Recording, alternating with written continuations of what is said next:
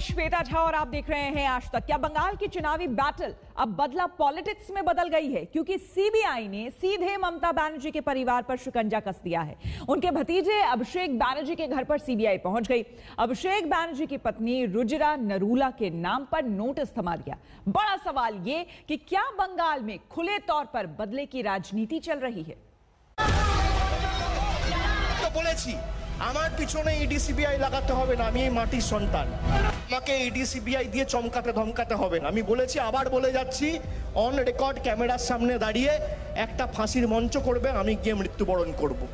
ये कोलकाता में ममता बनर्जी के भतीजे अभिषेक बनर्जी का घर है। दोपहर को अचानक यहाँ हलचल बढ़ गई। सीबीआई की एक टीम नोटिस लेकर पहुंची थी। सीबीआई को अभिषेक बनर्जी की पत्नी से पूछताछ करनी थी। ये मामला बंगाल में कोयला तस्करी से अवैध कमाई की जांच का है। पिछले साल से सीबीआई इसकी छानबीन कर रही। कोयला तस्करी के किंगपिन अनूप लाला के कुछ ट्रांजैक्शन से अभिषेक बनर्जी की पत्नी पर शक हुआ। ये आरोप है कि अनूप लाला से कुछ ट्रांजैक्शन अभिषेक बनर्जी की पत्नी रुजिरा नरूला बनर्जी के बैंक अकाउंट में हुए, जो बैंक अकाउंट विदेश में। ये सब क्लियर करने के लिए ही सीबीआई उनसे पूछताछ के लिए पहुंची। रुजिरा बनर्जी का जो किरदार है, जो रोल है, जो सीबीआई कह रही है कि she appears to be acquainted with the facts and the circumstances of the case, जो कि ये जो कोल स्मगलिंग केस है, इसीलिए under section 160 of the CrPC ये नोटिस उनको सर्व किया गया है। हमें कानून पर भरोसा है, लेकिन अगर वो सोचते हैं कि इन हथकंडों से हमें डराया जा सकता है तो वो गलतफहमी में है। हम वो नहीं जिन्हें कभी झुकाया जा सके। अभिषेक बनर्जी ने बदले की राजनीति का आरोप लगाया। पूरी टीएमसी उनके पीछे खड़ी हो गई। सीबीआई की टाइमिंग पर सवाल उठाए। ये कहा कि जांच एजेंसियां अब बीजेपी ऑफिस बन गई हैं। बीजेपी ने भी पलटवार किया। पेर बैटार मतन सामने दाड़िए राजनैतिक भावे मोकाबिला करते बाड़ीर मा बोन के टेने निये मोकाबिला नय, तार कारण महिलादेर सामने निये एसे मोकाबिला करे कारा कापुरुष बीजेपी कापुरुष, ताई सीबीआई ईडी के এইভাবে আজকে यूज করছে। इसमें दखलदारी करने का कोई सवाल ही नहीं है। सीबीआई एक ऑटोनोमस बॉडी है, एक अनुशासित बॉडी है, इसका काम करने देना चाहिए। लेकिन हम लोग का ये देखिए, यहाँ से सबको मालूम है ये कुल smuggling, sand smuggling, stone smuggling और गाँव तस्करी, गाय का तस्करी, इस सभी में गोलाबाज भाईपो और उसकी एसोसिएट सब जुड़ा हुआ है।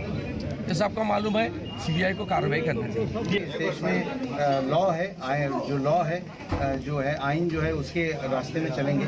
और कान अगर पकड़ के आप खींचेंगे तो माथा तक तो पहुंचेगी। वही हुआ है, बंगाल भी यही चाहती है। लेकिन देखने वाली बात है कि यहाँ से अल्टीमेट डेस्टिनेशन जो है वो कहाँ तक पहुँचती है। बीजेपी का जवाब ये है कि सीबीआई के पास तथ्य होंगे तभी वो अभिषेक बनर्जी की पत्नी से पूछताछ करना चाहती। बिना तथ्य वो अभिषेक बनर्जी के घर क्यों जाएगी? बंगाल की जनता ने तय कर लिया है कि ममता जी को हटाना और भारतीय जनता पार्टी को लाना, पर ये एक इंसिडेंस ऐसा हो गया जिसको लेकर ये आरोप लग रहे हैं कि केंद्र सरकार का इससे कुछ लेना देना ही नहीं। अब सच चाहे जो हो, लेकिन टीएमसी तो यही कहेगी कि ये बदले की राजनीति, एजेंसियों का मिसयूज हो रहा है, वो भी तब जबकि चुनाव सामने। और अभिषेक बनर्जी के नाम पर तो बीजेपी पहले से ही हमलावर है। ममता भी जवाब दे रही है। टीएमसी का एक ही नारा है, भतीजा बढ़ाओ। भतीजे के कल्याण के अलावे टीएमसी के मन में और कोई कल्याण नहीं। এতই যদি তোদের দিদি আর ভাতিজা বলতে হয় তাহলে আমি চ্যালেঞ্জ করছি অমিত শাহকে, first you contest with Abhishek Banerjee and tell the name. Bengal की इस राजनीति में पहले से बहुत आग है। अब ममता के भतीजे और बहू पर एक्शन ने राजनीति की आग में एक तरह से पेट्रोल छिड़क दिया है। कोलकाता से पौलमी साहा के साथ आज तक ब्यूरो। बंगाल के इस घमासान के बीच प्रधानमंत्री नरेंद्र मोदी आज बंगाल दौरे पर रहेंगे। एक महीने में पीएम मोदी का यह तीसरा बंगाल दौरा है। प्रधानमंत्री हुगली में बंगाल को कई सौगात देंगे, मगर इस दौरे से पहले पीएम ने बीजेपी नेताओं के साथ महामंथन किया। यह महामंथन 5 राज्यों में होने वाले चुनाव के मद्देनजर था।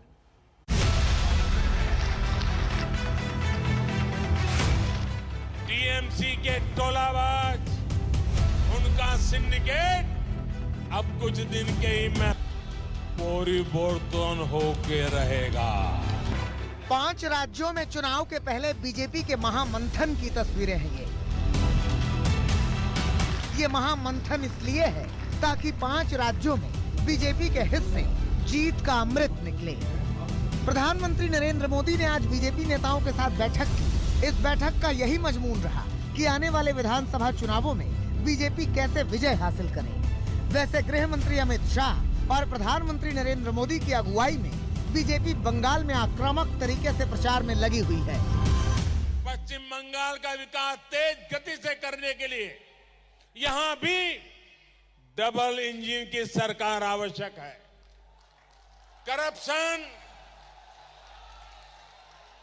करप्शन और टोलाबाजी तब हटेगी जब यहां आसोल परिवर्तन आएगा, जब यहां भाजपा की सरकार बनेगी। इसी कड़ी में 1 महीने में तीसरी बार प्रधानमंत्री नरेंद्र मोदी बंगाल पहुंचेंगे।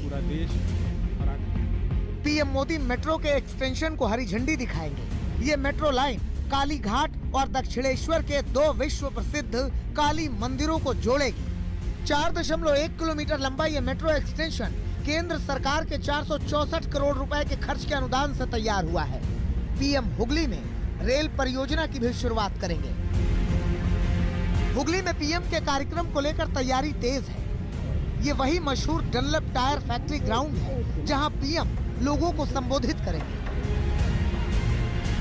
प्रधानमंत्री जनसभा करने वाले हैं। जनसभा करने के लिए जो मंच तैयार किया जा रहा है वो मेरे सामने है। यहाँ पर इस वक्त तैयारियां हो रही हैं और इसी के ठीक पीछे एक मंच बनाया जा रहा है जहां से सरकारी परियोजनाओं का उद्घाटन करेंगे प्रधानमंत्री। पीएम मोदी इसी मैदान में जनसभा करेंगे तो 24 फरवरी को इसी मैदान में ममता बनर्जी की भी सभा होनी है। सुनिए यहाँ के लोग क्या कहते हैं। दोनों से ही उम्मीद है कोई ना कोई कुछ तो करेगा, इसके बारे में सोचेगा अच्छा कुछ।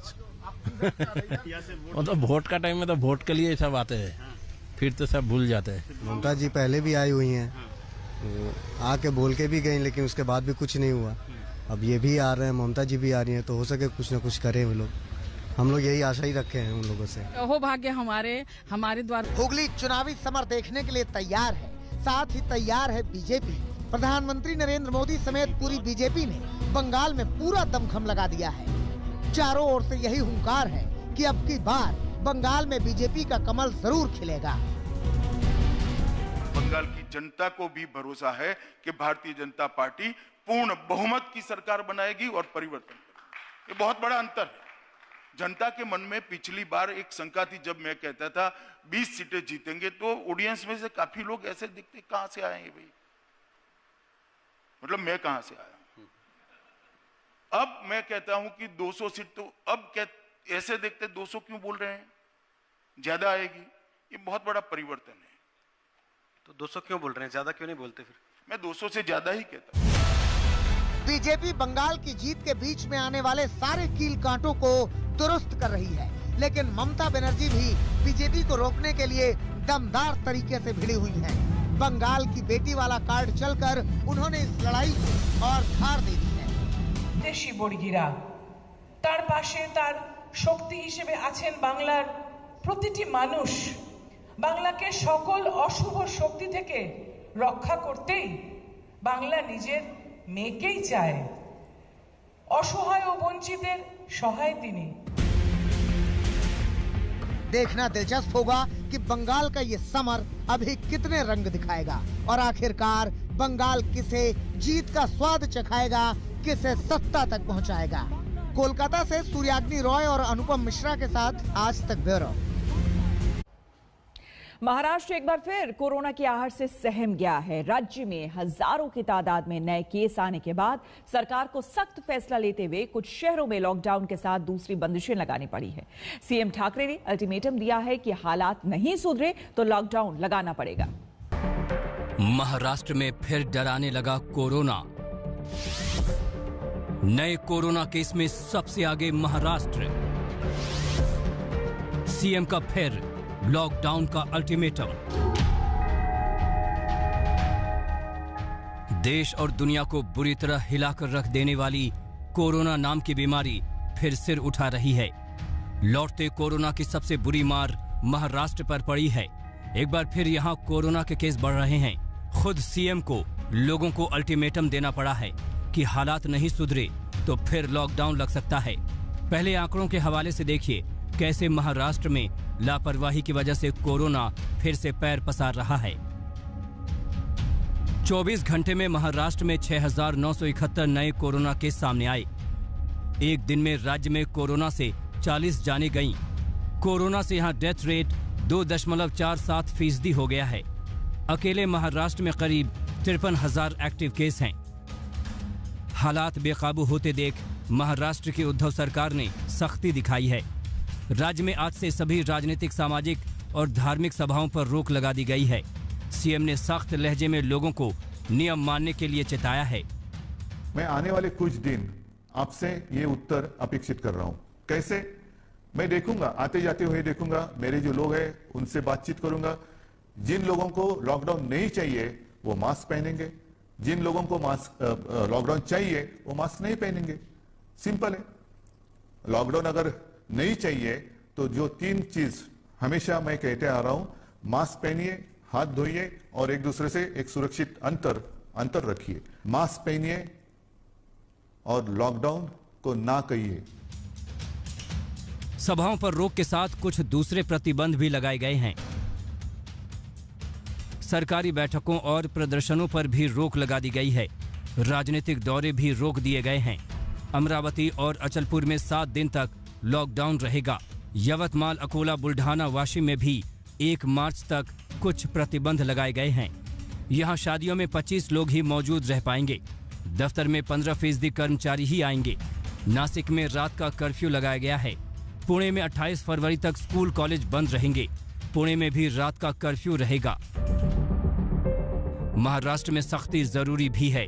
एक मॉल की यह तस्वीर देखिए। कोरोना गाइडलाइंस ताक पर रख दी गई है। इस मॉल के मैनेजर पर केस दर्ज किया गया है। और ये तस्वीरें नागपुर के बाजार की हैं और लोगों की लापरवाही की कहानी बयान कर रही हैं।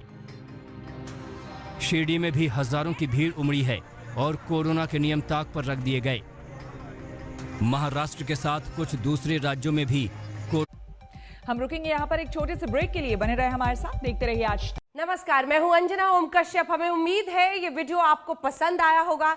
लेटेस्ट खबरों के लिए यूं ही देखते रहिए आज तक और इस वीडियो के पसंद आने पर लाइक, शेयर एंड सब्सक्राइब करना ना भूलें।